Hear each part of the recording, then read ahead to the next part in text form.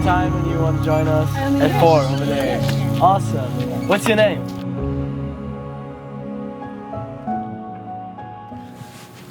This is a short look into the outreach that we've been having in the Philippines. Welcome to Jesus River Garden. Please enjoy staying with us in the Jesus River Garden.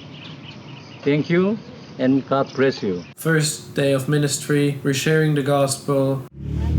So we aren't just blindly worshiping God, like we actually have a choice to worship Him. So binigyan niya tayo ng And we're just trying to connect with the little kids.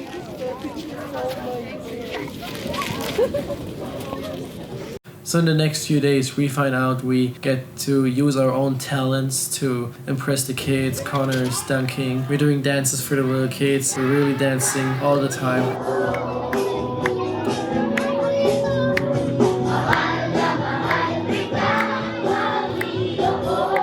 We're really also playing worship everywhere we go, in churches, in villages for kids. Worship, one main part of what we've been doing. Also distributing food. Giving out some candy to all the little kids. give it up. Hey! And after all these ministries, we've had New Year's living it up in an orphanage outside in the middle of nowhere.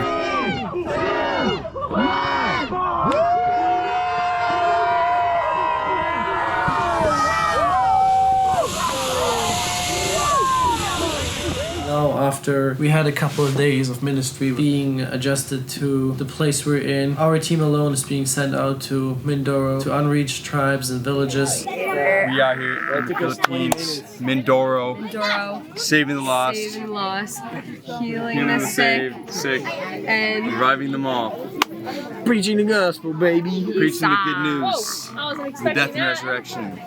The reason we're here, it's the gospel. Mindoro is an island in the Philippines, and it is a really, really beautiful place. In the first few days, we find out these unreached tribes, they're so shy. it's alright. I tried. These are my good friends. They really love me. We're all getting our hands or our feet dirty to show them that we're not ashamed of who they are.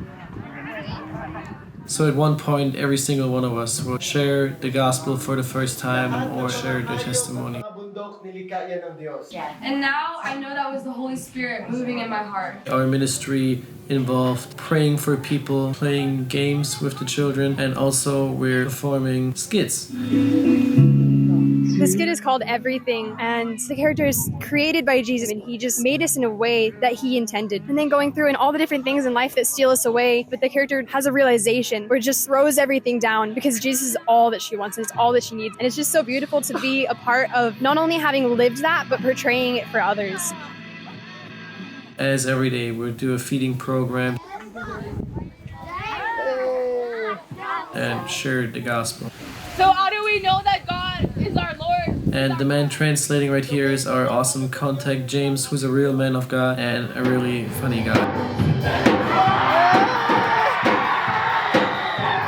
And some days we just do what we did every day, but the reaction is just more beautiful. We went to a village by the ocean. I shared my testimony, and while I was sharing it, I told everyone how I got baptized. There ended up being 4 baptisms that year. And the pastor that we partnered with, that we were staying with for the first week of Mindoro, felt on his heart to baptize people that day, but didn't tell anyone. From there, they realized that they need to start a church, and then a church ended up getting planted there right after the baptisms. And that the pastor and the pastoral split on Sundays, and they're running 2 churches now by themselves. One day we were also trekking in a mountain to an unreached village. Hey Ari, hey vlog. Hey! We out here. And of course to preach the gospel and to share testimonies. There was also this one event called the Christival, and we performed an Islander dance, and so this was kind of a big deal for every one of us.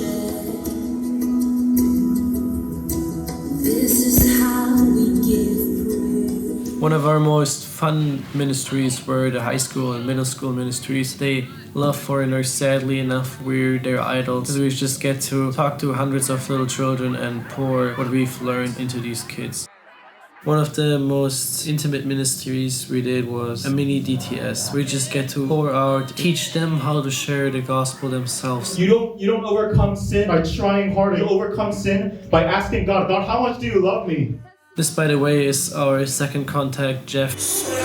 What happened tonight? Who is also really a man of God who served us so well. And then we already went back to Cavite doing the same things, but now we really knew how to do it.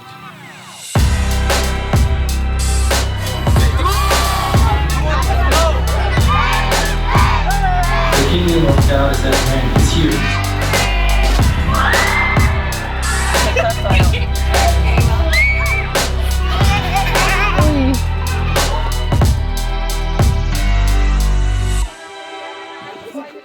Yeah, and that already concludes a little look into our ministry in the Philippines. And here are a few words from Tommy, the leader of YWAM Philippines.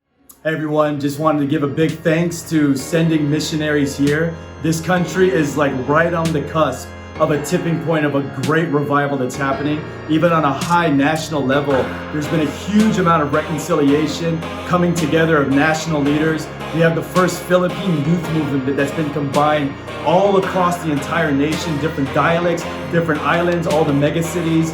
And literally right now is the time that you guys are playing a huge role in seeing a country go from harvesting to sending. So we just thank every single person that's here. We just say, send everyone that you got, because this country is so hungry and so ready to burst. It's like a bonfire that's just literally ready to be lit on fire. So thank you so much, and just we can't wait to see you over here.